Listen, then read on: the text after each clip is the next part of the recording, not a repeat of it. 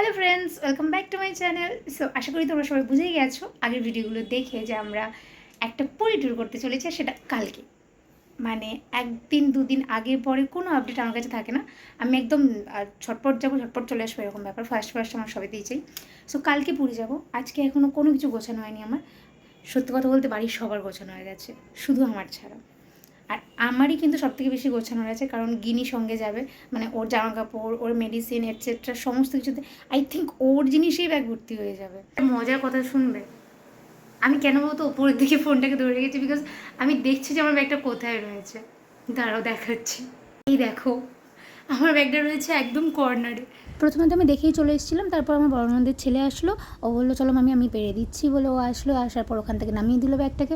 ও actually আমার বড় ননদের ছেলে, আর আমরা যেহেতু ফুল ফ্যামিলি যাচ্ছি সেই জন্য সবাই বাড়িতে চলে এসেছে একসাথে। আর তারপর আমরা কাল ভোর ভোর এখান থেকে বেরিয়ে যাবো। সেই হচ্ছে আমার ব্যাগ। চলো এবার ঝটপট করে গুছিয়ে ফেলি। সমস্ত কিছু রেডি। এই এতগুলো জিনিস আমাকে প্যাক করতে হবে একটা ব্যাগের মধ্যে। এখানে সমস্ত রকম গিনির ওষুধ রয়েছে, এগুলো সমস্ত রকম খাবার দেখতেই পাচ্ছ।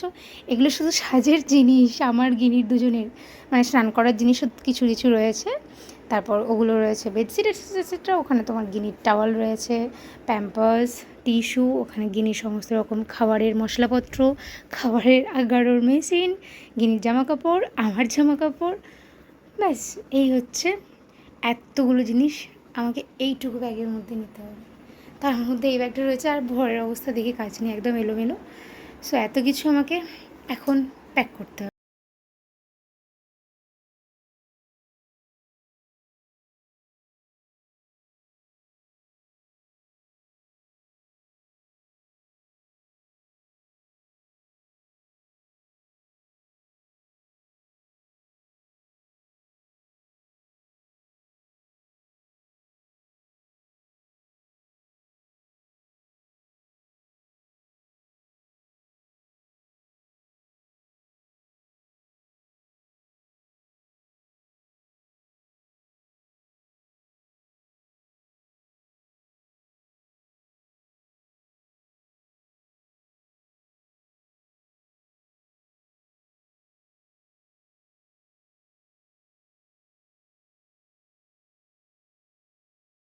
পুরী যাওয়ার ব্যাগ রেডি।